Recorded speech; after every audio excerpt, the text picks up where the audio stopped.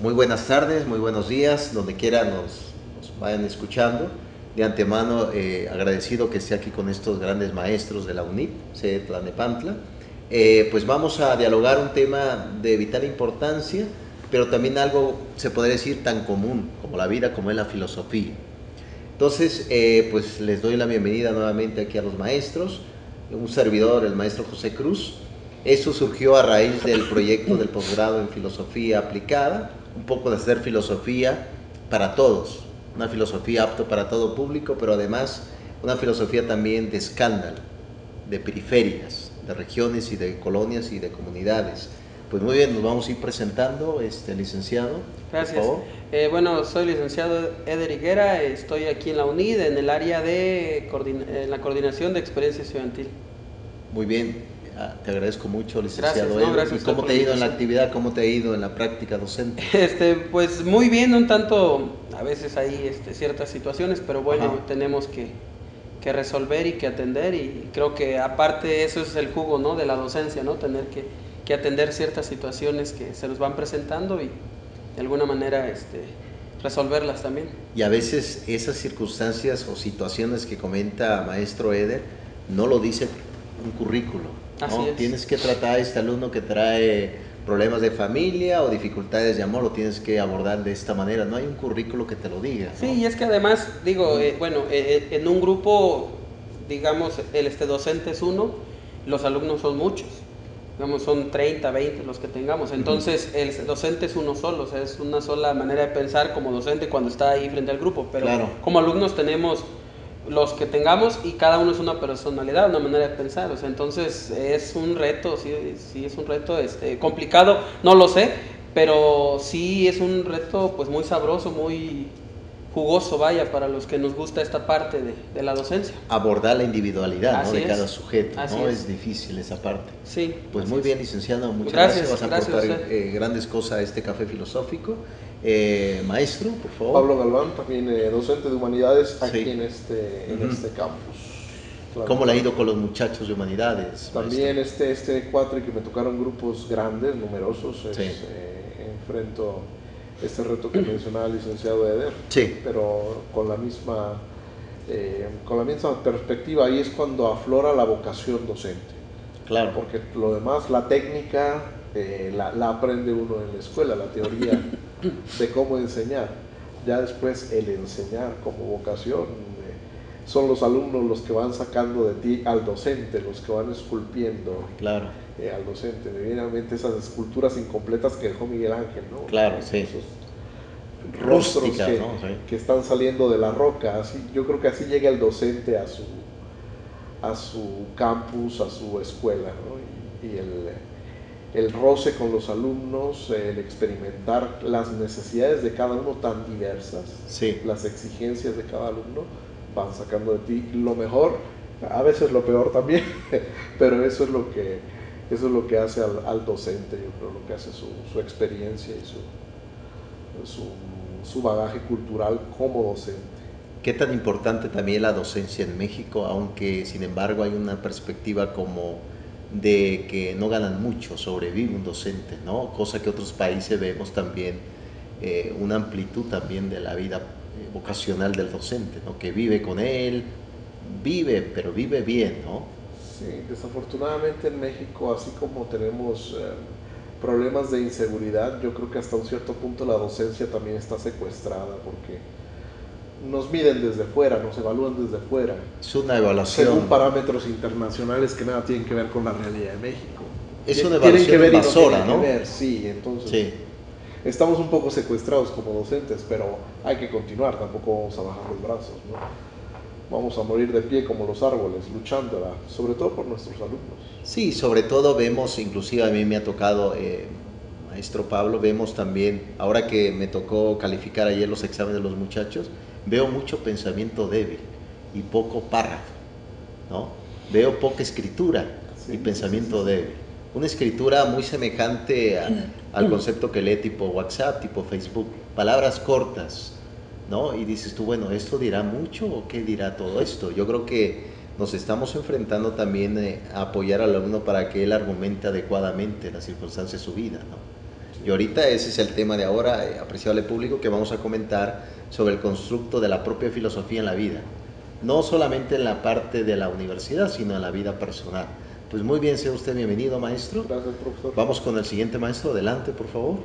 Yo soy Darío Reynoso, Sí. soy también docente de humanidades y de psicología acá en la universidad. Ujú. Y así como comentan los profesores, Sí, es el trabajo que llevamos en el aula, aunque los organismos gubernamentales nos exigen pues que ya sea como más impersonal el Claro. trato con ellos, que nos aboquemos al quehacer y al cómo Claro. deben hacerlo y dejemos de lado la cuestión humana. sí, Nosotros desde nuestra trinchera en humanidades nos damos cuenta que eso sigue siendo fundamental para consolidar al ser humano, claro. que se conozca él mismo y que desde lo que va reconociendo de su persona puede empezar a actuar en el mundo. Y es algo con lo que chocamos con los tecnócratas, de que nos dicen que pues eso es perder el tiempo, que los Sí. muchachos a la técnica directamente Sí. y que sean funcionales en la sociedad y las cuestiones personales que se queden en casa o que las ignoren, Claro. ¿no? Por eso pues, vemos tanta cuestión tecnológica que los distrae de esa introspección que pudieran hacer para su propio bien y que al momento en que nosotros las sacamos a colación en el aula de clase, Sí, se presta mucho a debate porque no saben de qué les estamos hablando. No conciben la importancia que tiene el partir desde mí y conservar el teorema de pues, nadie da lo que no tiene. Y si no he procurado llenarme yo como ser humano, claro. pues, ¿qué voy a compartir con la sociedad? Pura tecnología que me estén obligando a conocer y a poner en práctica en las instituciones. Sí, muy bien lo comenta, maestro. Vemos ahora actualmente cierta liquidez moral, ¿no? Vemos también un vacío tremendo, e inclusive vemos en este auge de la tecnología donde aísla más al sujeto, las personas están más aisladas. He visto inclusive comentarios que me han dicho, bueno, yo tengo una relación ya de 2 años, qué bueno, ¿lo has visto? No, estamos en relación vía electrónica. Entonces uno reflexiona y dice, bueno, a lo mejor es esa la relación a la carta, ese es el menú contemporáneo, la liquidez, esa es la carta que te doy y ese tipo de conceptos, como lo comenta bien, salpica al ámbito escolar. Entonces vienen los alumnos con cierta debilidad. Entonces le hablas tú de un Aristóteles, le hablas por ejemplo de un Platón, o en el caso Carl Gustav Jung, un poco así, de Freud. Entonces dices tú, ¿qué es eso? ¿No? Porque ya es un conocimiento robusto ante algo ligero, algo light, líquido, ¿no? Entonces, inclusive a mí me ha tocado, maestro, me ha tocado inclusive que hay alumnos que me dicen, bueno, ¿para qué pensamos esto de humanidades? Y yo le digo, nada más es tu vida, ¿cómo vas a vivir? Yo creo que la pregunta es eso, ¿cómo vamos a vivir? Si esto me conviene o no, ¿no? Yo creo que es la pregunta sobre la ética que nos hacemos bien, inclusive reflexionar, bueno, ¿será esto es lo que más me conviene o no? Pensar la vida para vivir bien. Pero la gente dan por hecho que un profesional da por hecho que se va a comportar moralmente. Y resulta que hemos visto grandes fallos a nivel México, corruptos que roban, pasa esto y demás. Vemos hace poco una red de prostitución dentro de un sistema que aparentemente era lo común. Pero es claro que mucha gente ha hecho muchas cosas racionalmente, pero no razonable, ¿no? Yo creo que los mayores males se hacen racionalmente, ¿no? Hay gente ignorante que hace un mal, pero no lo prolonga más porque es ignorante. La gente que sabe hace más mal sobre ese punto, ¿no? Pero muy bien, sean ustedes bienvenidos, maestro. Gracias. ¿Qué les parece? Que les voy a aventar aquí el primer argumento. Este argumento lo tomo de Ortega y Gasset, que él llegó a decir, Ortega y Gasset, como ustedes saben, parte del concepto ya del existencialismo español, que lo toma Søren Kierkegaard, el danés, y él llega a decir, bueno, se planteó esto, ¿para qué sirve la filosofía? Y él llegó a decir que no sirve para nada, excepto para vivir. ¿Qué opinan de todo esto de la filosofía en el ámbito escolar? Ahorita estamos hablando de un tipo de filosofía aplicada para la vida, ¿no? Reflexionar qué estoy haciendo, cómo lo voy a hacer. Hay un libro por ahí de un escritor de origen canadiense llamado Louis Marinoff, que se llama Más Platón y menos prosa, ¿no? Narra precisamente la historia, cómo la sabiduría occidental, la filosofía oriental nos puede ayudar en el presente.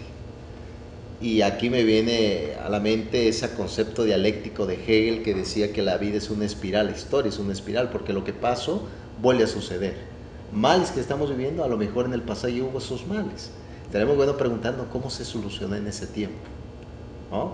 Entonces, les pregunto a ustedes, apreciables catedráticos, ¿nos ayudará la filosofía para este tiempo o no tendrá motivos para argumentar?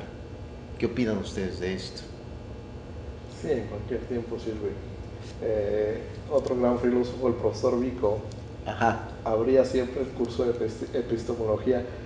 Nos decía, ahora da clases en la Santísima Asunta, que es una universidad del Vaticano para laicos. Siempre abría diciendo: la filosofía es la ciencia con la quale, senza la quale si rimane tale quale. No sirve para nada, es la ciencia con la cual y sin la cual te quedas tal cual.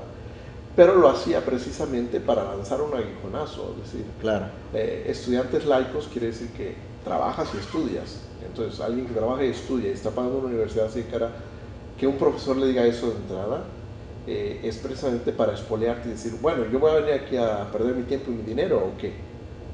Entonces, era como una especie de mayéutica para ver cómo reaccionaban los alumnos y decir: ¿cómo voy a aplicar en la realidad todo lo que voy a escuchar en este curso, que va a ser totalmente teórico? Que va a ser examinar la historia y la evolución del pensamiento de la humanidad hasta el día de hoy, con sentido crítico. ¿Cómo voy a dialogar? ¿Cómo voy a usar esto para dialogar con mi generación? Entonces, sí, una filosofía que ofrece respuestas me parece una filosofía de tiendita, de miscelánea. ¿Quieres unas gomitas? Ahí están. ¿Quieres papitas? Ahí están. Es una filosofía que rebajada, como dice usted, líquida. En cambio, una filosofía que pone preguntas y que te incomoda y que te saca de tu zona de confort, creo que sea una filosofía buena, porque ya te está poniendo delante a los problemas y te dice: bueno, soluciónalos, ¿no? Enfréntalos, ve lo que hay más allá. Y en la época actual yo creo que sí necesitamos mucho el diálogo con esta generación joven, engancharnos con ellos, porque veo el peligro de la indiferencia. O sea, que la tecnología lo haga todo por mí, hasta pensar. Y como decía el profe Darío, no podemos decir que separar la docencia de su parte humana, porque es una actividad humana. Sobre todo. El círculo docente-estudiante es una actividad humana. Entonces, ¿cómo le vas a quitar la parte humana? Podrán salir las mejores tics y tacs de este mundo, pero el elemento humano sigue siendo el centro del proceso de docencia. Claro, sí, me recuerda muy interesante lo que comenta maestro Pablo. Sobre todo también vemos un aumento también de libros de autoayuda en México, ¿no? Que viene un manual, ¿no? Por ahí he estado viendo algunos de manera de refilón que dice: bueno, ¿cómo ser 20 pasos para ser? Y hasta lo dicen en grosería, como si fuera una fórmula para decirte cómo ser feliz, cómo ser progresista, cómo generar un concepto ético de la vida, ¿no? Pero sobre todo es una sociedad, padre Pablo, que rechaza el sufrimiento, ¿no?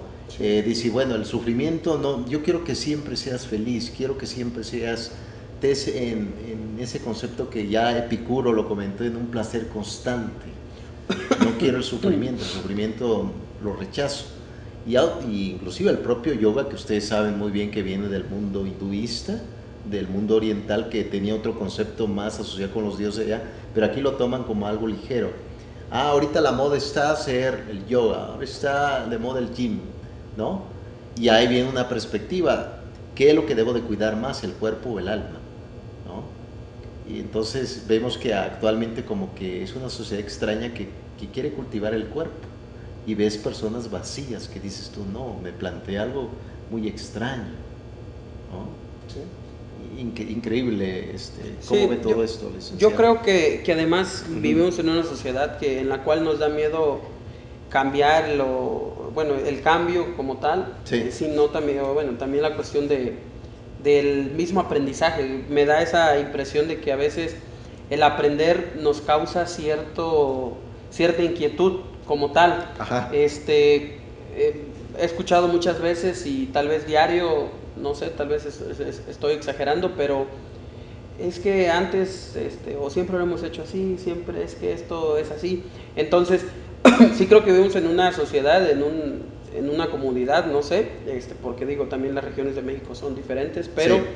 pero en la cual la cuestión del aprendizaje es algo complicado. Para poder decir que hay aprendizajes que hemos modificado una conducta. Entonces, modificar una conducta conlleva no solamente decir, ya lo hice, ¿no? Tiene que ser constante, o sea, no decir, es que ya aprendí cómo lavarme los dientes. Entonces la conducta tiene que ser constante, la tienes que repetir cuando sea necesario, no solamente por una vez, como me decía profesor en mi facultad, una golondrina no hace verano, ¿no? Entonces, a veces Claro. esa misma constancia, paciencia, creo yo que nos hace falta a nosotros también, ¿no? Hablo del pueblo mexicano, de los mexicanos, ¿no? Entonces, va de la mano todo con aprender, significa cambiar una conducta, y a la vez que tenga yo un hábito, que logre salirme de mi zona de confort. Entonces lleva muchas cosas, no solamente es decir, voy a aprender, ¿no? Y hablo del aprendizaje no solamente de que me lea un libro y aprenda, Claro, ¿no? sí. Sino acerca de que ese libro, me lo trague tal cual y lo pueda aplicar, ¿no? O sea, realmente me funcione.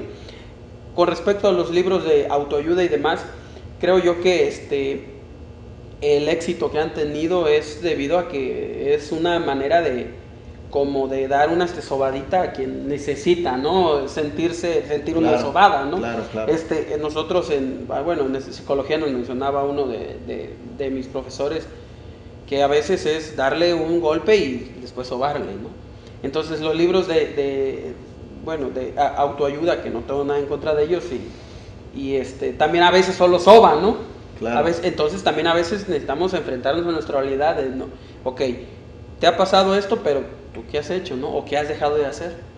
O sea, también enfrentarnos a esa y darnos de tope. Ahí viene la parte de, ya con esto No, adelante, voy a maestro, culminar, adelante, muy bien. la parte de que a veces, pues sí, tenemos que para aprender, vaya, tenemos que salirnos, que golpearnos de cierta manera, de entrar en ese conflicto de discusión, lo que mencionaba el profesor Pablo acerca de la filosofía efectiva, es aquella que te pone a trabajar, a pensar, no es aquella que te la da tal cual, ¿no? De hecho, bueno, la palabra filosofía es este amor a la sabiduría, ¿no? El filo, sí. Entonces, quieres ser sabio, pues encariñate con eso, y para eso tienes que buscar, que indagar, que de hecho traer acá a ver para dónde es, a dónde voy, no sé. Puede ser algo muy revuelto, pero que al final se convierte en algo muy, muy fino, vaya, que sale y que ya como tal lo podemos adoptar ya cuando tenemos un aprendizaje muy bien estructurado. Muy bien lo comenta maestro Eder. De hecho, la filosofía, para empezar, causa al sujeto sufrimiento. Exacto. ¿No? Te genera dificultades. Sí. Angustia, sufre. Oye, tipo así, me acuerdo de esa novela del mundo de Sofía de Austen, donde Sofía empieza, oye, me acabas de decir una pregunta, ¿de dónde vengo? Pues vengo de mi madre, pero mi madre ¿de dónde viene? Tipo la suma de Tomás de Aquino, ¿no? Dando un salto cuántico, yo vengo detrás. Pero sin embargo, volvemos inclusive, y yo inclusive he comentado como filósofo que también el propio sujeto le da miedo tampoco envejecer. Al sujeto le da miedo envejecer. Ahorita está de moda ser joven, y como tal, igual vemos en el ámbito familiar que el papá con esa tendencia es que ser adulto es malo, quiero ser joven y al igual voy a comportar como joven. Entonces ahí viene, cuando viene inclusive una familia disfuncional, llega al ámbito escolar y fracasa el currículo escolar porque no te dice cómo debo de tratar a un muchacho, cómo debo de tratar a este alumno, ¿no?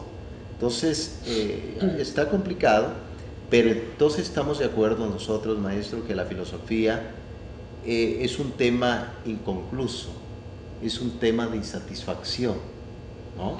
No estamos satisfechos, por eso estamos aquí. Y estamos buscando Estamos más. buscando, Exacto, ¿no? sí. ¿Qué opinan de esa insatisfacción de la vida, maestro? ¿Usted qué opina de ese concepto? Pues de hecho, todo nuestro trayecto de vida, pues siempre estamos cuestionando, porque siempre estamos conociendo cosas nuevas. Sí. Incluso de nosotros mismos, que deben de ser las interrogantes más importantes a resolver, y que lamentablemente son los que dejamos al último. Sí. Las interrogantes propios. Porque la sociedad, con el afán de que seamos útiles, pues nos ofrece muchas recetas fáciles que supuestamente dan respuesta a nuestros grandes interrogantes, ¿no? Como estos manuales que comentan de hazlo tú mismo y sé feliz.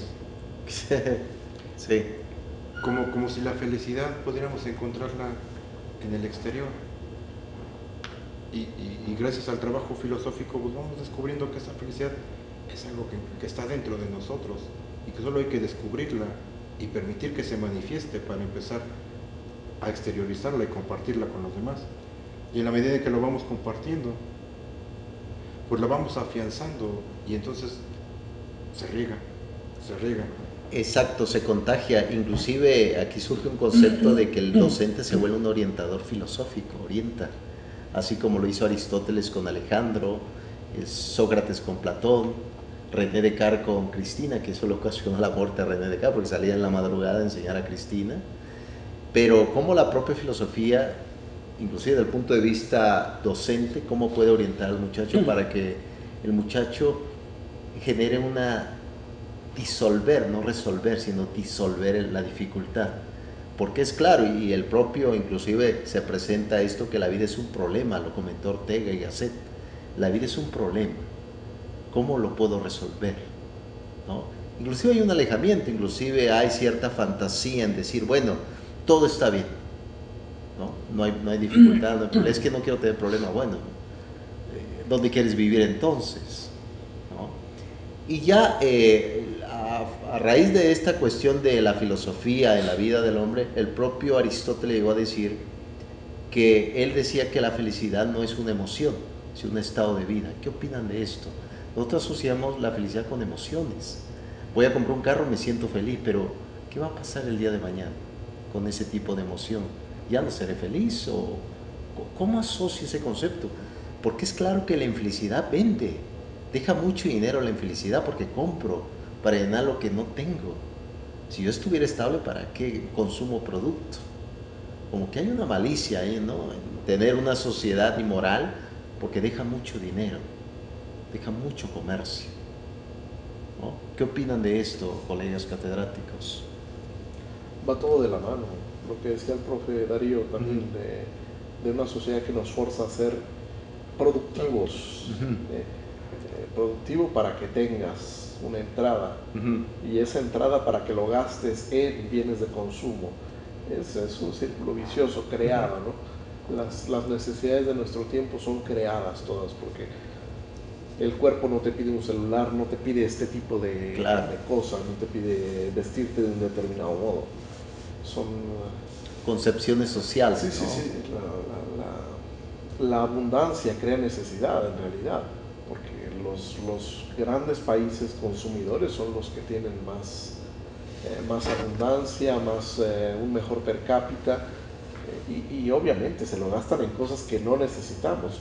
Qué bueno cuando la gente puede subir de nivel, empezar a pasar de los gastos básicos a darse gustos y de ahí incluso a tener algunos lujos, pero no dan una respuesta satisfactoria, integral, total a lo que pudiera ser la pregunta sobre la felicidad. Claro. Pueden provocar, como dice usted, la emoción de un momento, de la satisfacción de haber logrado un objetivo, comprar tu coche, comprar tu casa, claro, empezar a formar tu patrimonio, pero si detrás de eso hay un objetivo más trascendente, para que mi familia esté mejor, claro, para como fines mayores, ¿no? Exactamente, para yo tener acceso a un mejor estilo de vida, tiene que haber algo detrás, porque si no, en sí mismas las cosas no es que dan satisfacción un momento y mientras duran, de rato se rompen o son superadas y hay que ir adelante. Sí, yo creo que las últimas, y por eso mi miedo a la indiferencia que ven los jóvenes de hoy, las últimas propuestas filosóficas serias que yo veo son el existencialismo y un poquito la fenomenología de Husserl, pero después de eso nadie, o sea, yo no veo que de verdad se confronte a la realidad consumista de hoy. Los jóvenes están convencidos de que esa es la vida. Claro. Consumir, evitar lo más posible el dolor, como usted, que siempre ha existido así, ¿no? Nunca me voy a morir. Claro. Son cuestiones que estamos dejando de lado porque nos aterra ir ahí a esos lugares comunes, pero son los ciclos de la vida. La muerte es un tema del otro, no es un tema mío, ¿no? Que nos guste o no, tenemos que enfermarnos, tenemos que envejecer. Esperemos, los más afortunados envejecerán, los más afortunados, tendremos que morir. Entonces no es tanto la cuestión, si queremos, no ahorita la cuestión después de la muerte, sino el espacio que hay entre mi nacimiento y el día que voy a fenecer. ¿Qué es lo que le va a dar sentido a este íter que ya comencé? No pedí comenzarlo, pero ya estoy en este mundo. Claro, sí. ¿Qué es lo que le va a dar un sentido, una dirección, un caminar contento, feliz, pleno? Sí, interesante lo comenta maestro Pablo. El propio Jean-Paul Sartre llegó a decir que la vida no tiene contenido. Para empezar, tú ves la vida y no tiene sentido porque no tiene sabor. Uno le da el sabor a la existencia, dicen los existencialistas, ¿no? Uno le va a dar ese significado. Bueno, este lugar no tiene importancia, pero aquí vine con mi madre, vine con mi padre, vine con mi novia, ese lugar se vuelve importante para mí, ¿no? Yo creo que de entrada el existencialismo nos da como algunas pistas de lo que es y lo que podamos entender. Muy interesante, yo creo que este café filosófico estuvo, yo creo, para más.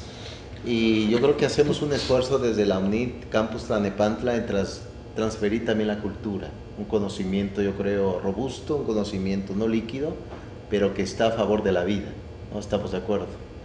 Entonces les agradezco mucho, apreciables maestros, por su paciencia, por su conocimiento, y también le doy las gracias al que está detrás de cámara, al licenciado Jesús, pronto licenciado en comunicación. Y pues que pasen muy buenas tardes, buenos días, donde quiera que se encuentren. Muchas gracias. Gracias a todos, gracias profesor.